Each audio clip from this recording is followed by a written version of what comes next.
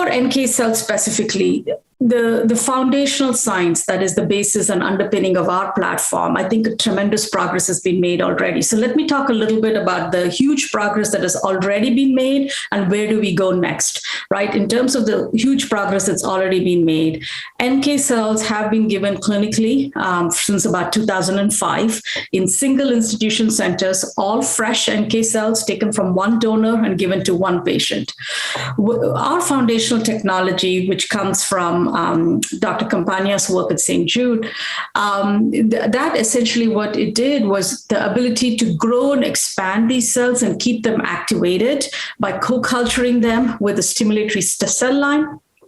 And additionally, adding in a cytokine that's universal to our platform. We use a membrane-bound IL-15, which is essentially pretty elegant. It has a cytokine pinned onto the NK cell membrane, serving as an autocrine loop to keep the cells activated and energized, so to say, both during culture and once as well given in patients. So what that means is the ability now to take these NK cells, expand them, give them to multiple patients, have them be around once they've been infused in order for them to go and target the cancers.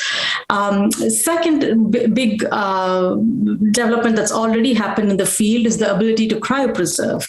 In a couple of years ago, when we started and we were embarking on our clinical trials, we put together a cryopreservation task force where the scientists in our group focused on that one question, because NK cells are notoriously harder to freeze and thaw compared to T cells because of all the lytic enzymes and granules which burst when they come out of the freezing process.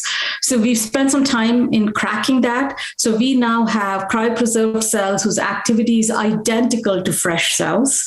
That allows us to do multicenter, multi-country trials as we are doing. So that's all of the stuff that's been done already. In terms of what's next, the proof of the pudding is clinical data, and that's where we all are now, is what do these engineered cells do in terms of tumor control? How durable is that response? Are there any other safety things which are unknown at this time that could potentially crop up? Those are all the questions that we will answer as our clinical program progresses.